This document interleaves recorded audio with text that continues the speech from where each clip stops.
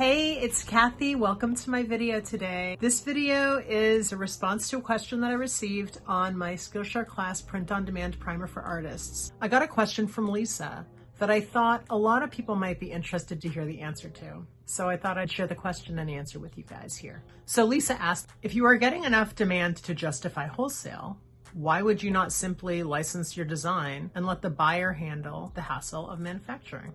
Is it simply a matter of profit? So this was a really multi-layered question or answer, I should say. And I wanted to share it with you guys because I think there's a lot of crossover between people who are using print on demand and people who have licensed or are also interested in licensing. It's not one lane, another lane. It's like the lanes have merged, okay? And since I have experience with both licensing and with wholesaling my print on demand, I think that my answer could potentially help people who are watching this video. So here we go. So I'm going to read my answer, but I'm also going to talk it into the camera for you guys, okay? Lisa, this is a great question. There will be lots of angles to my answer. Also, different people will have a different point of view on this one based on their own experience, of course. Anyway, here goes. Number one, it's a different market. My wholesale buyers, by and large, are independent gift and niche specialty shops, and they choose to stock their shops with products from independent artist-run companies like myself. They may also place orders with the types of companies that theoretically I would license my art to. But those companies are not going to have wholesale shops on Fair like I do. Those manufacturers are going to have their own wholesale ordering system. So it is a different market. People who are shopping for their store and they're shopping on Fair are by and large shopping from independent sellers as opposed to a large manufacturing gift company.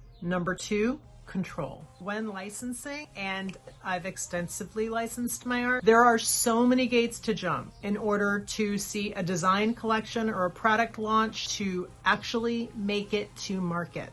Whatever product your art is used for that actually does make it through to the manufacturing process and ultimately to gift shows in Atlanta and Dallas and other cities. It may be 10% of the original collection you designed, 10% of the work that they actually licensed from you. Or it could be none. Entire lines can get cut. 90% of a line can get cut. And it happens all the time. If you even get a line to begin with these days, like, good on you. It doesn't happen every day. Oftentimes your art is cherry picked. Even then, it's like, what's gonna make it and what's not. And you don't have any control over that aspect of the process. Things are negotiated in the beginning of your agreement with your licensing partner. But then you also have to make sure that what's negotiated on is actually followed through on and that they're hitting all the marks for you and vice versa, that you're hitting the marks for them. So there is additional overseeing and management that's required from you that you'll need to handle when you're in this type of a relationship. Like everything, there's going to be pros and cons, and every situation is different and every situation has its own set of details that needs to be consistently managed and seen through. Number three,